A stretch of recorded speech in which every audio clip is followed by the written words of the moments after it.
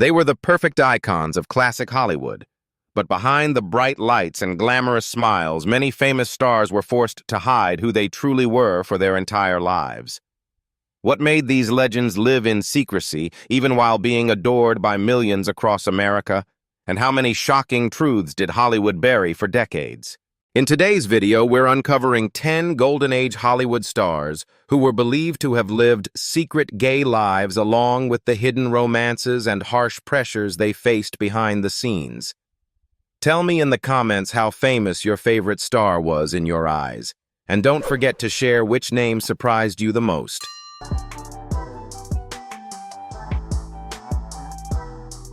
Rock Hudson embodied the image of post-war American masculinity. Tall, calm, handsome, and effortlessly charming. Throughout the 1950s and early 1960s, he became the definition of the ideal leading man. Audiences trusted him, studios depended on him, and alongside stars like Doris Day and Elizabeth Taylor, Hudson projected warmth, confidence, and stability during an era when America longed for reassurance. At the height of his fame, he was more than a movie star. He was a symbol of certainty and romance, but that image came with enormous pressure. Hollywood executives understood that even a whisper about a leading man's private life could destroy a carefully built career. In 1955, Hudson married Phyllis Gates in a highly publicized ceremony in Santa Barbara. Over the years, many insiders described the marriage as a studio-supported effort designed to quiet rumors surrounding his sexuality. The marriage ended after only 3 years. Behind closed doors, Hudson continued relationships with men while navigating an industry that demanded silence in exchange for protection and success. For decades, the public image held firm. Then, in 1985, after seeking treatment in Paris, news broke that Hudson had AIDS. When the diagnosis became public, Hollywood was forced to confront a crisis it had long avoided discussing. Hudson passed away later that year at his home in Beverly Hills. In death, he became more than a screen legend. He became one of the first major Hollywood stars whose story brought national attention to the AIDS epidemic, and forever changed how the public viewed both celebrity and secrecy in Hollywood.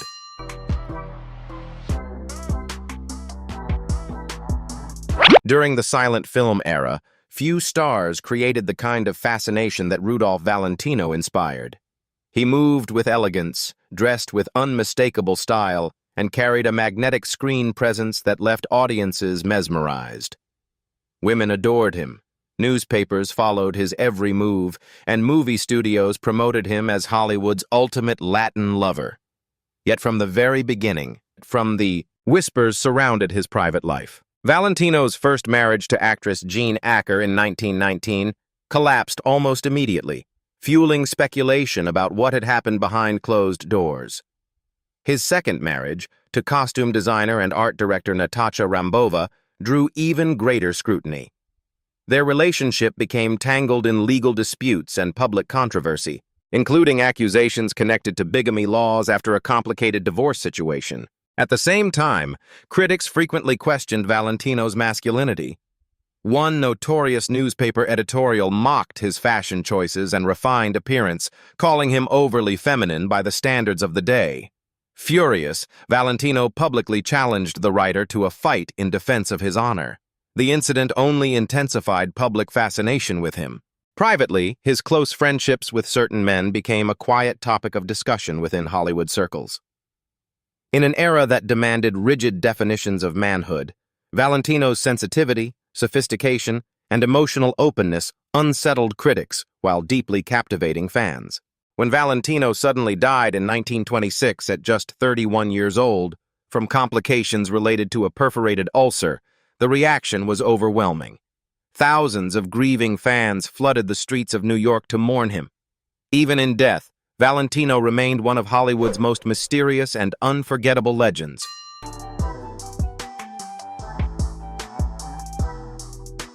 Montgomery Clift arrived in Hollywood with a presence unlike anyone audiences had seen before. He was sensitive, introspective, and completely unafraid to show vulnerability on screen. In films like A Place in the Sun and From Here to Eternity, Clift helped redefine the American leading man. Strength no longer had to mean emotional distance, and tenderness was no longer a weakness. To many moviegoers, he represented something modern, a quiet revolution unfolding in front of the camera. But behind that intensity was a deeply private struggle rarely discussed in public. Clift formed close emotional relationships with both men and women, yet the Hollywood studio system demanded clear labels and carefully controlled images. In the 1950s, even rumors about an actor's personal life could threaten an entire career. Friends described Clift as deeply conflicted, fully aware that honesty about himself might cost him everything he had worked to achieve. Then came the devastating car accident in May 1956. After leaving a dinner party hosted by Elizabeth Taylor, Clift crashed his car into a telephone pole. Taylor herself rushed to the wreckage and helped save his life. Although he survived, the injuries permanently altered his face and intensified the emotional pain he had long carried privately. In the years that followed, Clift struggled with chronic pain, addiction, and increasing isolation, though he continued acting with remarkable dedication. He died in New York in 1966 at the age of 45. For many admirers, Montgomery Clift remains one of Hollywood's most gifted and tragically fragile stars.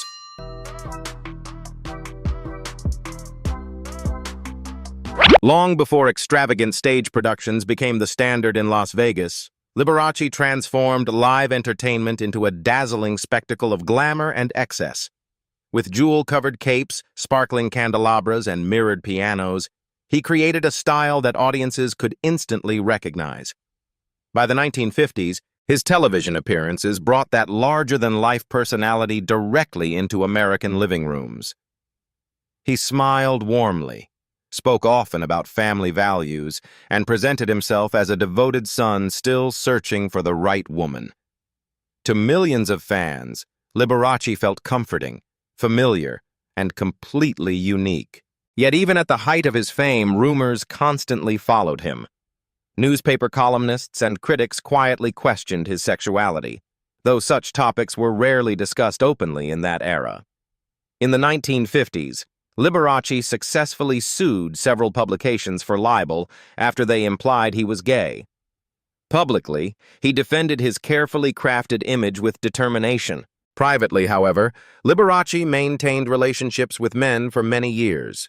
The most widely known was with Scott Thorson, a much younger companion who later filed a highly publicized palimony lawsuit against him in 1982. The case exposed parts of Liberace's personal life that he had spent decades trying to keep hidden from the public eye. As his health declined during the 1980s, speculation intensified. Liberace died in 1987 at the age of 67. After his death, the Riverside County coroner confirmed that he had died from complications related to AIDS. In many ways, his story reflected the enormous pressure faced by entertainers of his generation. Men expected to maintain perfect public images while hiding deeply personal truths.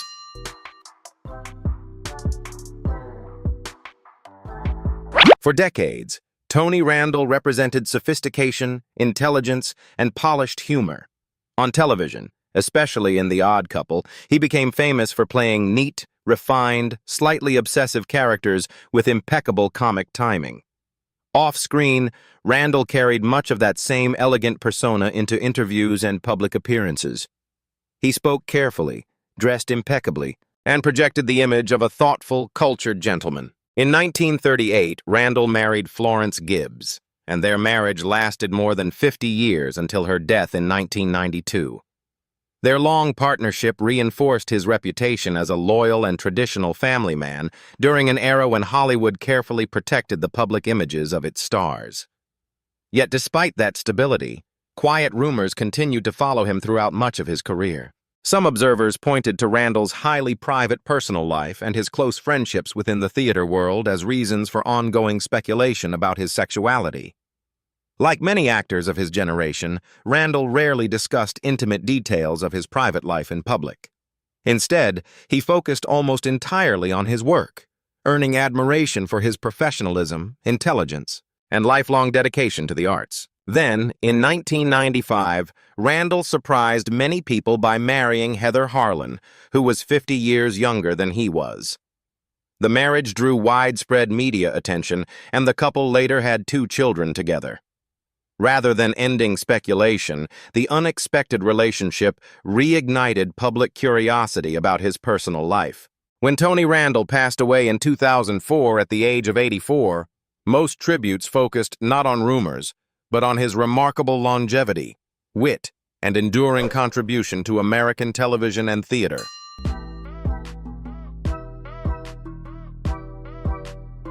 To millions of Americans, Merv Griffin was the picture of confidence and charm, a smooth television host with an easy smile and a reassuring presence.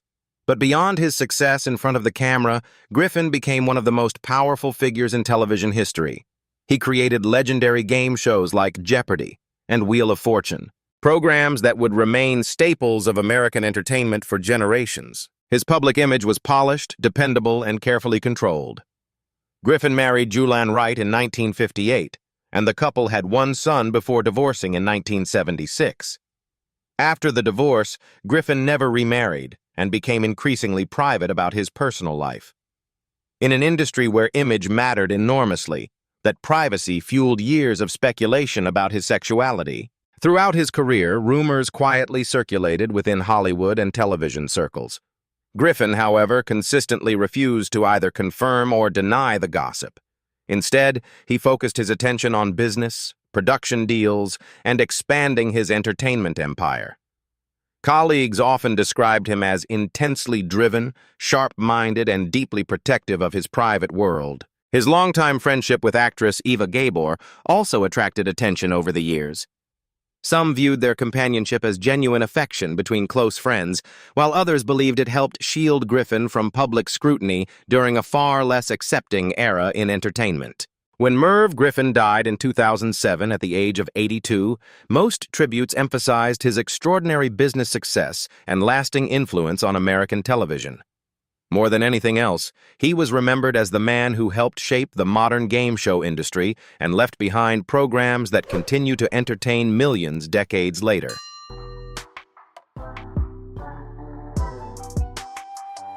On stage and on screen, Jack Cassidy projected charisma with effortless precision. Broadway audiences admired his commanding presence, polished voice, and sharp sense of timing. Handsome, confident, and impeccably dressed, Cassidy seemed perfectly suited for the spotlight. To the public, he also appeared to embody the image of a successful American family man. He was married to actress Shirley Jones, and together they became one of entertainment's most recognizable couples. As the father of future teen idol David Cassidy, his personal life often looked as glamorous as his career. Yet beneath that polished image, there were signs of a far more complicated private world. Friends and colleagues quietly noted that Cassidy's personal relationships did not always match the wholesome public persona promoted by studios and television appearances. Rumors about his sexuality circulated discreetly within theater circles for years, fueled by stories of unusually close friendships and private encounters.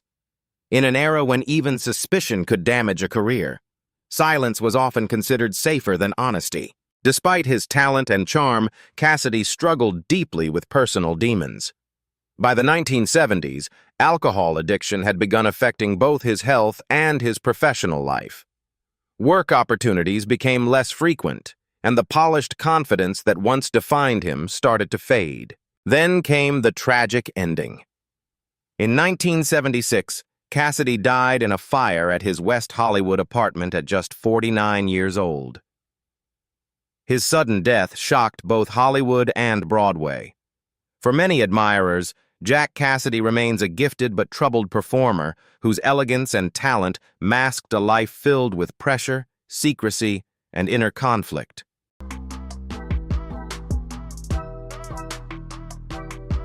Looking back at these Hollywood legends, one thing becomes clear. Fame did not protect people from fear, pressure, or loneliness. Many stars from Hollywood's golden age lived during a time when image mattered more than honesty, and even small rumors could destroy careers built over decades. Some chose silence to survive, while others spent their lives carefully protecting private truths from a judgmental world. Their stories remind us how much society has changed and how important compassion and understanding truly are. Beyond the glamour, these were human beings facing expectations few people could fully understand. Today, their lives encourage us to look beyond rumors and headlines and remember the personal struggles hidden behind fame. In the end, perhaps the greatest lesson is this: no one should have to hide who they are simply to be accepted. And sometimes the brightest stars carried the heaviest burdens in silence. Thank you for watching. Don't forget to like, share, and subscribe to the channel so you don't miss any new videos. See you in the next one.